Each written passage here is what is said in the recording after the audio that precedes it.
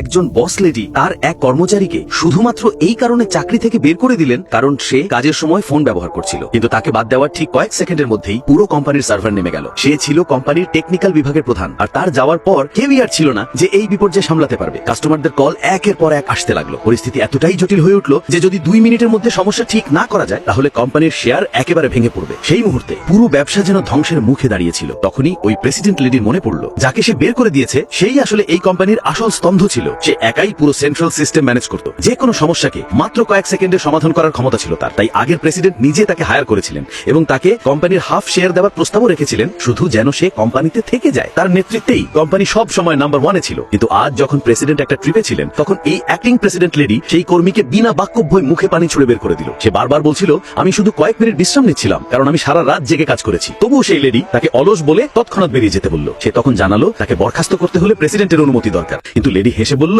আমার কোনো অনুমতির প্রয়োজন নেই, সিদ্ধান্ত এখন আমার হাতেই। অ্যাসিস্ট্যান্টও জানিয়ে দিল এখন সম্পূর্ণ নিয়ন্ত্রণ বস লেডির হাতে। তাকে মাত্র 2 মিনিট সময় দেওয়া হয় ব্যাগ গুছিয়ে নেওয়ার জন্য, নইলে সিকিউরিটি এসে বের করে দেবে। লেডির আচরণ দেখে সে চুপচাপ ব্যাগ গোছাতে শুরু করে। একজন জুনিয়র সহকর্মী তার সঙ্গে যেতে চায়, কিন্তু সেই লোকটা তাকে বুঝিয়ে বলল, তোমার 80 বছর বয়সী মা আর তোমার সন্তানদের কথা ভাবো। সেই জুনিয়র থেমে যায়, কিন্তু চোখে জল নিয়ে তাকে অনুরোধ করে, দয়া করে আপনি ছাড়া কেউ এই সিস্টেম ঠিক করতে পারবে না। তবুও প্রেসিডেন্ট লেডি তার নিজের জায়গায় অটল থাকে। তার ভাষায় সে একজন অলস বস যার কোনো স্কিল নেই। আর শেষ পর্যন্ত যেই মুহূর্তে সেই মানুষটা অফিস থেকে বেরিয়ে যায় পুরো কোম্পানির সিস্টেম এক নিমিষে ক্র্যাশ করে যায়। কিছু টেকনিশিয়ান দৌড়ে এসে রিপোর্ট করতে লাগলো, আর প্রেসিডেন্ট লেডি শুধু বলল, তাড়াতাড়ি ঠিক করো। তখনই এক টেকনিশিয়ান বলল, এই পুরো সিস্টেমটা তো ওই মানুষটাই তৈরি করেছিল, আর শুধু ওই জানে এটা কিভাবে চলে। এই কথা শুনে লেডির রাগ আরো বেড়ে গেল। সে রেগে গিয়ে বলল, অবশ্যই ওই সবটাকে নষ্ট করে গেছে, এটা নিশ্চয়ই ওরই কাজ। ঠিক তখনই তার মনে পড়ে গেল তার দাদুর বলা একটা কথা, এই কোম্পানিতে একজন কর্মী আছে যাকে কখনোই ফায়ার করা উচিত নয়। আর এখন লেডির মনে সন্দেহ জাগে, হয়তো সেই লোকটাই ছিল সে। সেই সময় একের পর এক এমপ্লয়ি এসে রিপোর্ট করতে লাগলো যে কাস্টমারদের কল এত বেশি আসছে যে লাইনের সব সার্ভার ব্লক হয়ে যাচ্ছে, আর যদি দ্রুত কিছু না করা হয় তাহলে কোম্পানির শেয়ার ভেঙে পড়বে এবং পুরো কোম্পানিটাই ধ্বংস হয়ে যাবে। এই কথা শুনে